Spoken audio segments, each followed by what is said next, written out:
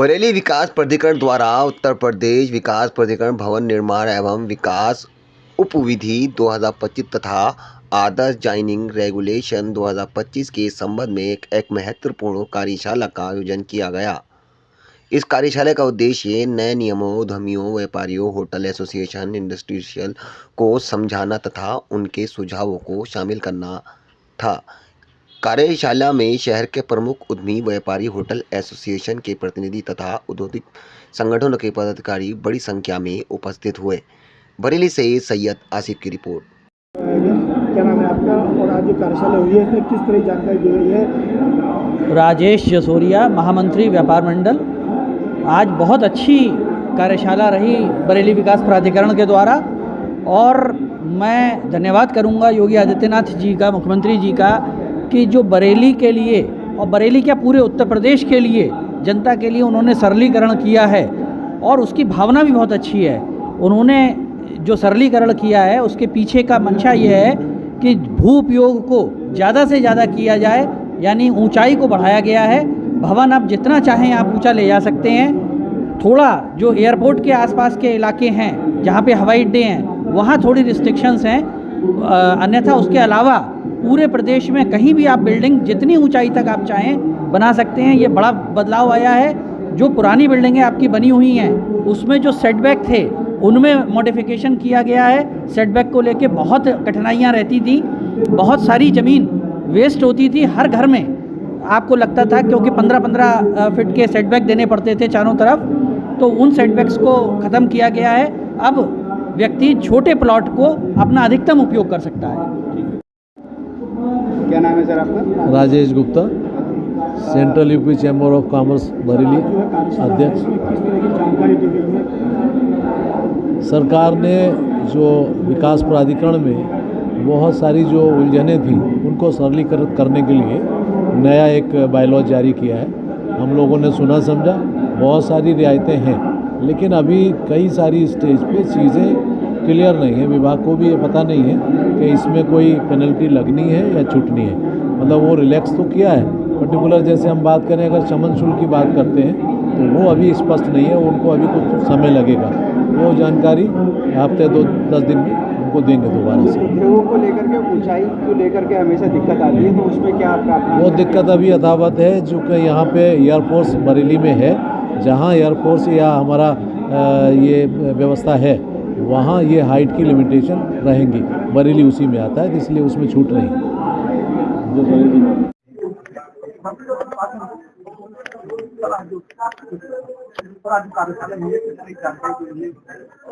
उत्तर प्रदेश सरकार के माध्यम से new building bylaws and zoning regulation का ऑलरेडी पास हो चुका है। एंड बरेली विकास प्राधिकरण का बोर्ड के माध्यम से हम लोग भी ऑलरेडी उसको बरेली में हम लोग अंगीकृत कर हम लोग लागू कर चुका है। आज सभी एसोसिएशन जो भी बिल्डिंग के संबंधित एसोसिएशन है, वो आर्किटेक्ट है, बिल्डर्स है, हॉस्पिटल्स है, इंडस्ट्रीज है, होटल्स है, व्यापार मंडल है, सभी के साथ हम लोग एक बड़ा कार्यशाला रखे हैं। उसमें हमारा बिल्डिंग बायलॉज एंड जो जोनिंग रेगुलेशन है उसके लेकर हम लोग काफी डिटेल चर्चा किया है। उन लोग को अवेयरनेस क्रिएशन का भी था, जो भी उन लोग को डाउट है उसको भी हम लोग आज क्लियर करे हैं, ताकि एक नियोजित तरीके से बरेली भी आगे डेवलप करें। आपने बताया कि टेम्परेचर जो नई बिल्डिंग बायलॉज है वो बहुत नोटिस देंगे, पुरानी जो कंपाउंडिंग बिल्डिंग है वो भी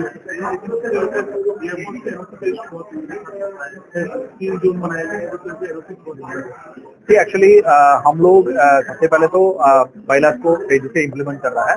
एनओसी के लेकर के जो इशू है उसके लिए भी हम लोग अलग से पोर्टल कर रहा है। And with respect to air force, ये हम लोग फ्लाइट सेफ्टी के रिलेटेड है, हम लोग फ्लाइट सेफ्टी नाम को फॉलो करना ही पड़ेगा। उसके साथ में भी हम लोग लगातार एयरफोर्स के साथ कोऑर्डिनेशन में है।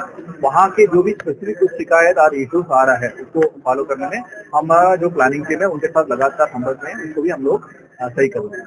अवैध बिल्डिंगों को लेकर के आए दिन उनका निर्माण हो रहा है और अवैध कॉलोनियों का उससे क्या रोकथाम हुई है? तो बीडीए हमेशा मानी जाता है जेसीबी के लेकर के। हम लोग हमेशा बिल्डर से चलाते रहते हैं और अवैध निर्माण के खिलाफ जो भी कानूनी कार्रवाई करना है वो लगातार करते रहते हैं। अभी हमारे पास जो हमारा जो एनफोर्समेंट टीम है उसको भी बढ़ा दिया है। अब तक केवल एक ही अधिकारी एसडीएम लेवल का ऑफिसर एनफोर्समेंट का दिख रहा था। हम लोग अभी 3 अधिकारी को उसको नामित कर चुका है। अभी बहुत माइन्यूटली हम लोग देख रहा है जो भी इलीगल बिल्डिंग है उसके लेकर एंड आगे भी सख्त कार्रवाई करेंगे। अगर कोई भी इलीगल मतलब कंस्ट्रक्शन कर रहा है उनके खिलाफ बहुत सख्त कार्रवाई की जाएगी। सर, एक घनी आवाज़ चल रही है थोड़ी पहले का, तो उसके बारे में क्या कहेंगे आप लोग को? अगर कोई स्पेसिफिक इश्यू हमें दे दीजिए, हम इसको चेक करके काम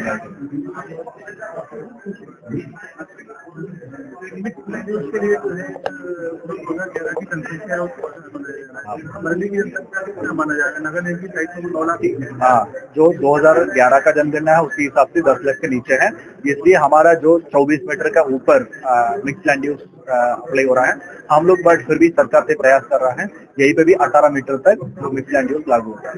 तो बरेली की जनता हम लोग 9 लाख मानेंगे या 10 लाख मानेंगे? वो जो सरकारी जो डेटा में है वही मानेंगे। आज जो है कार्यशाला बनाई है, क्या जानकारी?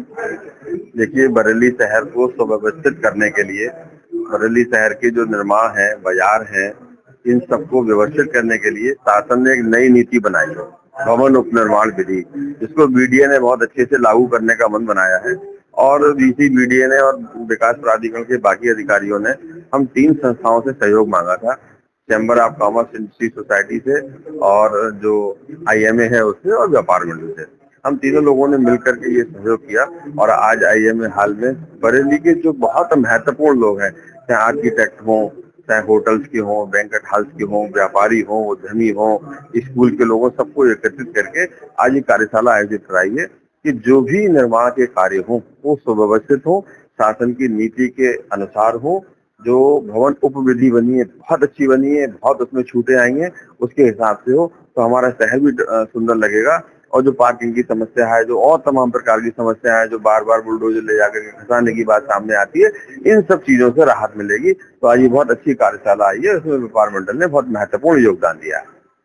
आज बीडीए का यहाँ पे कार्यशाला है, क्या कार्यशाला है, इसमें क्या जो नए मॉडल बायलॉज आए हैं गवर्नमेंट के, उसके लिए सबको अवेयर करने के लिए यहाँ पे कार्यशाला आयोजित करी गई है, जिससे कि इसके जो फाइनल पॉइंट्स हैं उसके बारे में सबको अवगत कराया जा सके और ये पब्लिक पार्टिसिपेशन एनकरेज करने की दृष्टि से इस कार्यशाला को आयोजित किया गया है बीडीए के द्वारा।